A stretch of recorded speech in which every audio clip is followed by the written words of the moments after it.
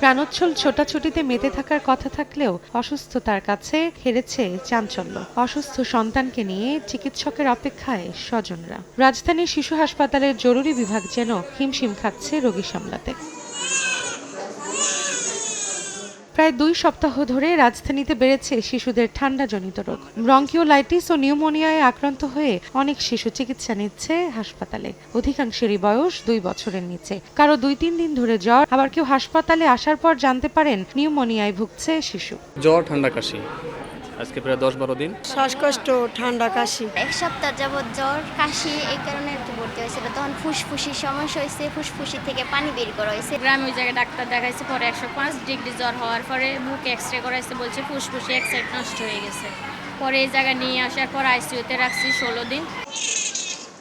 গেল 1 সপ্তাহে শিশু হাসপাতাল ও ইনস্টিটিউটের জরুরি বিভাগে আসা 2292 জন রোগীদের মধ্যে 1722 জনই আসে সর্দি, কাশি ও জ্বর নিয়ে। নিউমোনিয়ায় আক্রান্ত 420 জন শিশু, আর ঠান্ডাজনিত রোগ নিয়ে ভর্তি হয়েছে 86 জন। Cough and cold maximum, bronchiolitis, pneumonia. বাচ্চারা আক্রান্ত হয় আপনার যখন যে সিজন থাকার কথা সেটা যদি হঠাৎ করে চেঞ্জ হয়ে যায়, তখন এই যে ভাইরাস ব্যাকটেরিয়ার প্রকোপটা বেড়ে যায়। একটু কাশি, একটু সর্দি হলে যেন তারা খুব আর্লি স্টেজে ডক্টরের শরণাপন্ন হয় এবং তারা যেন মেডিকেশন আসতে পারে।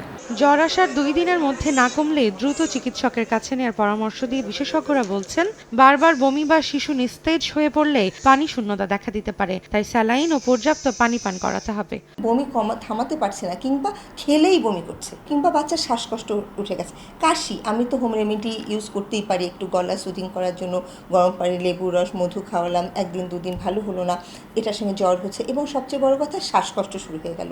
তখন কিন্তু আপনার বাসায় আর বাচ্চাকে রাখা যাবে না।